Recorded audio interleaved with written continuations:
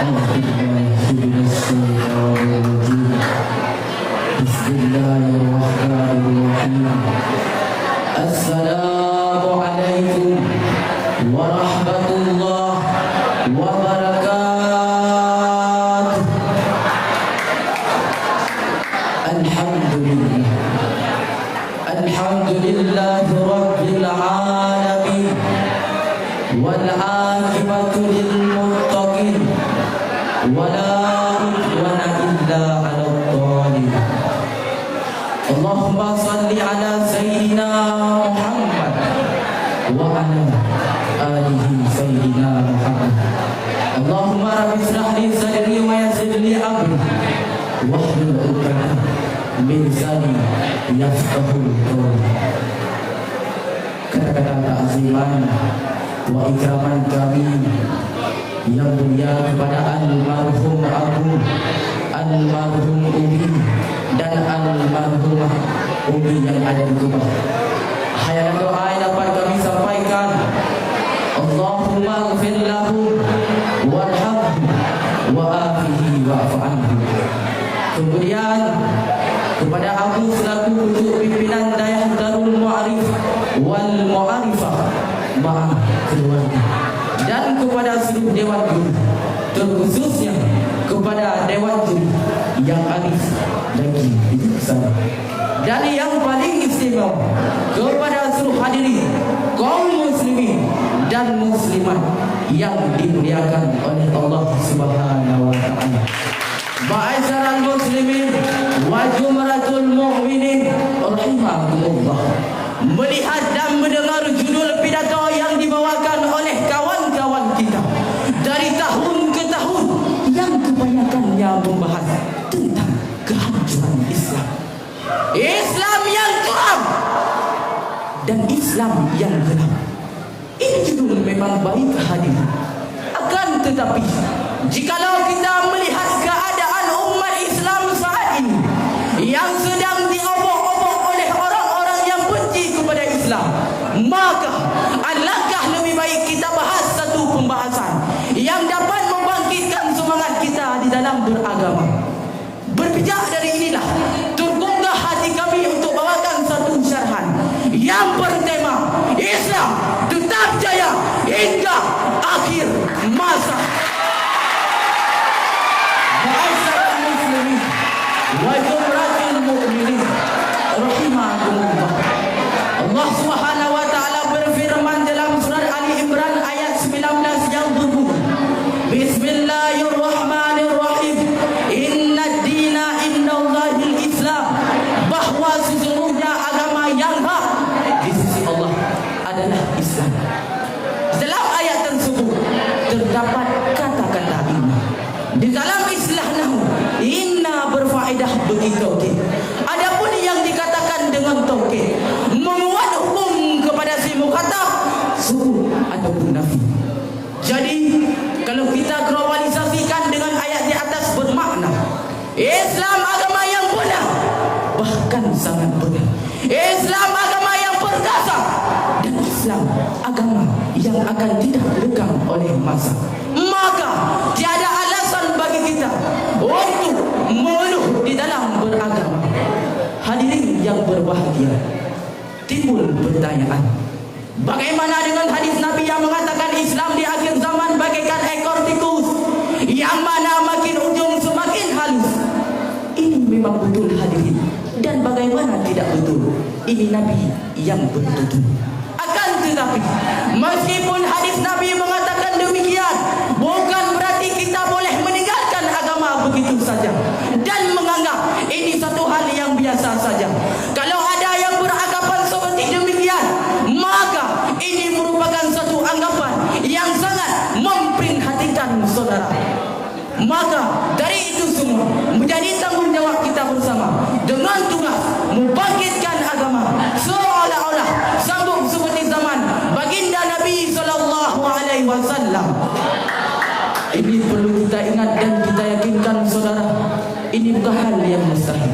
Karena Allah Subhanahu wa taala berfirman dalam surat Yasin ayat 82 yang berbunyi, Innama amruhu idza arada syai'an ayyakula lahu kun fayakun.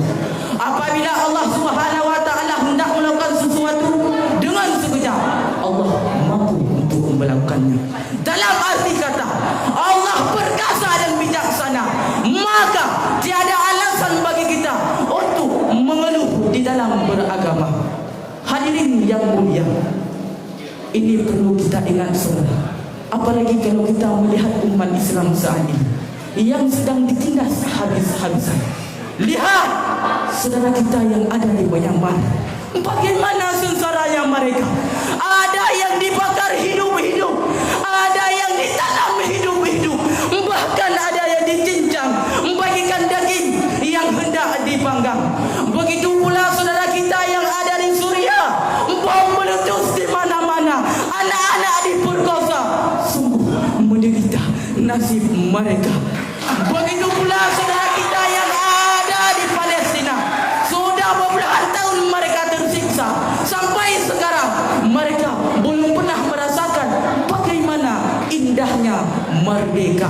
Nada yang sama yang dialami oleh saudara kita yang tercinta baru-baru ini. Ada beberapa orang yang perilaku seperti orang gila dengan tujuan mereka ingin membunuh ulama yang tercinta. Jadi hadirin, kalau kita melihat umat Islam saat ini, rasa-rasanya sungguh tidak pantas bagi kita untuk meninggalkan agama begitu saja. Dalam arti kata, kita mesti menjaga agama agar tetap jaya hingga akhir masa. Hadirin yang berbahagia, disebutkan di dalam sebuah karangan yang pendek yang disusunkan oleh seorang pemuda yang berasal dari Jalang, Aceh Jaya. Menurut beliau, ada beberapa hal yang mengekang agama hingga akhir masa. Yang pertama, istiqamah di dalam beragama. Sebagaimana hadis Nabi mengatakan, "Qul amantu billahi tsumma istaqim." Katakan olehmu, aku beriman kepada Allah, tsumma istaqim. Kemudian istiqamahlah. Untuk mendapatkan keistiqomahan di dalam beragama, kita perlu contoh Abu almarhum yang tercinta. Keberaniannya bagikan Umar sahabat Nabi, kebijakannya bagikan sahabat Sayyidina Ali, bahkan ketegasannya bagikan Habib Rizik saat ini. Beliau tak peduli apa kata Wahabi, yang penting daya kita ini tetap kokoh berdiri.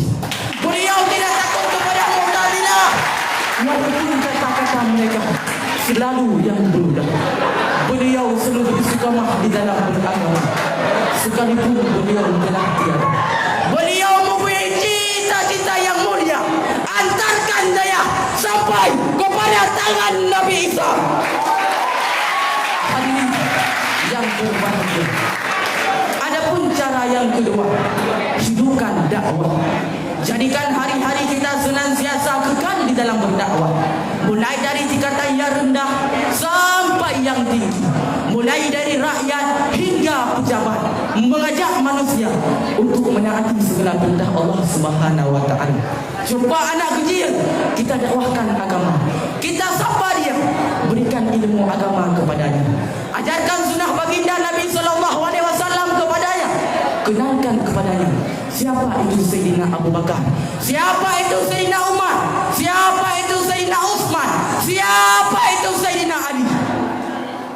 Dengan tujuan seandainya dia tumbuh besar nantinya, dia kenal siapa sosok Rasulullah sallallahu alaihi wasallam, yang sebagaimana dia kenal para sahabat radhiyallahu ajma'in. Dengan demikian, pengaruh antek-antek Yahudi tidak akan mampu menembus benteng pertahanan generasi Islam yang sejati.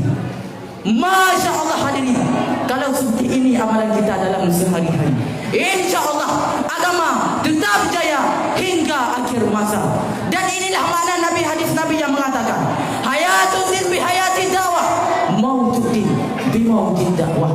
Hidup agama dengan sebab hidupnya dakwah, mautuddin bi mautid dakwah, mati agama dengan sebab matinya dakwah. Hadirin yang berbahagia, adapun cara yang ketiga, menjaga wanita. Al-mar'atu li afatin. Wanita adalah pangkal kehancuran. Hadis ini mengingatkan kita pada fakta-fakta sejarah yang lampau, yang di mana kaum wanita banyak memakan korban kaum laki-laki. Kehancuran umat-umat dahulu banyak disebabkan wanita.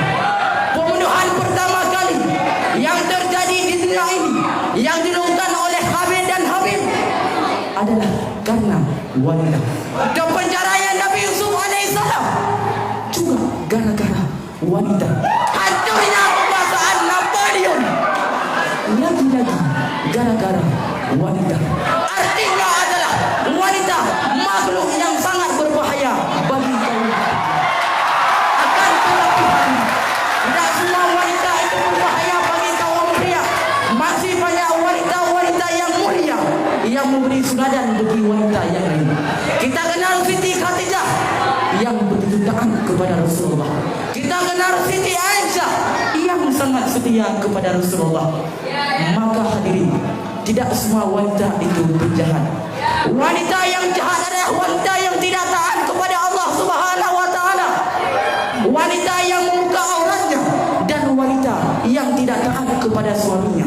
Inilah wanita-wanita yang dicap sebagai jalan penghuni neraka. Hadirin yang berbahagia, dalam hadis yang lain Nabi SAW pernah bersabda, "Ad-dunya mata'un wa khairu mata'iha mar'atus salihah." Wanita adalah perhiasan.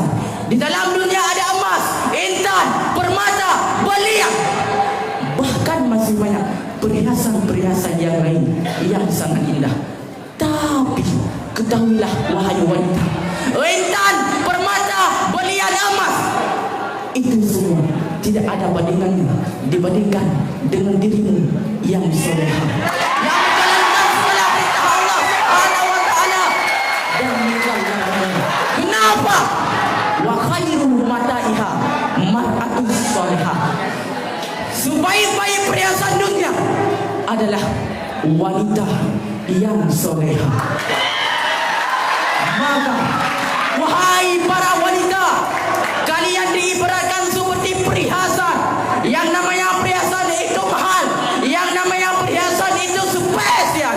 Maka jangan sekali-kali kalian buat dirimu menjadi bahan pandangan.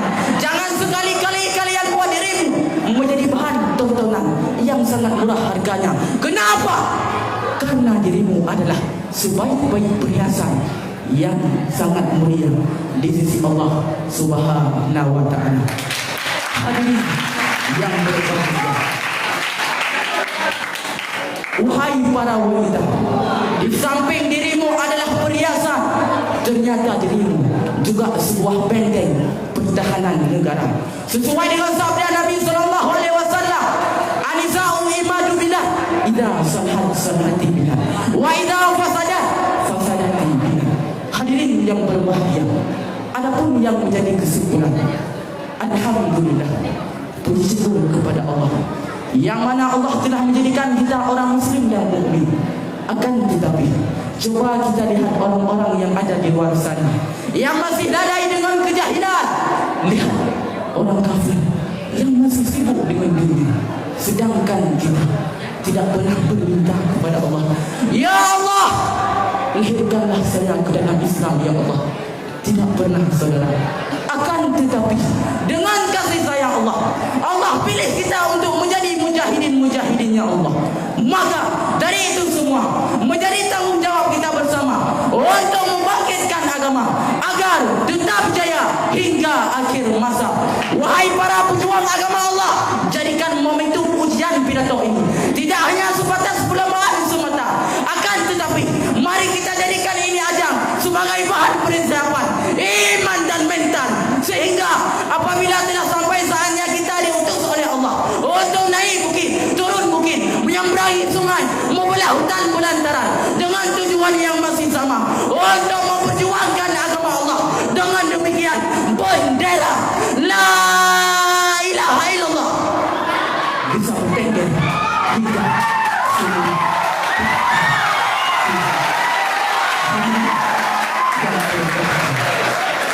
Mungkin hanya inilah yang dapat saya sampaikan.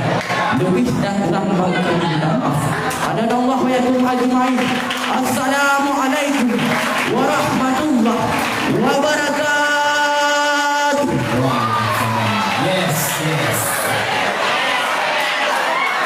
Baik. Mohon kata wahai adik lu. Udara kampung Cik Dulailah. Yang peserta kantin hanya ayo di rumah boleh nak duduk nombor WA. Adapun peserta yang berurusan turun, yang bernama Tunku Al-Madani, kelas 2A, alamat hidup, utusan dari kabilah Ishak.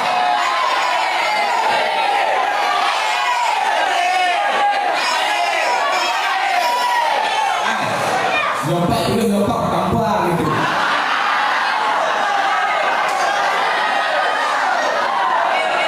Lalu ulang yang kembali tadi. Tolong dengar tu. Adapun peserta yang berurusan turun, yang bernama Tunku Al-Madani, kelas 2D kelas, alamat hidup, utusan dari kabilah Ishak, yang diketuai oleh guru kita Tunku Fauzan Syahriah.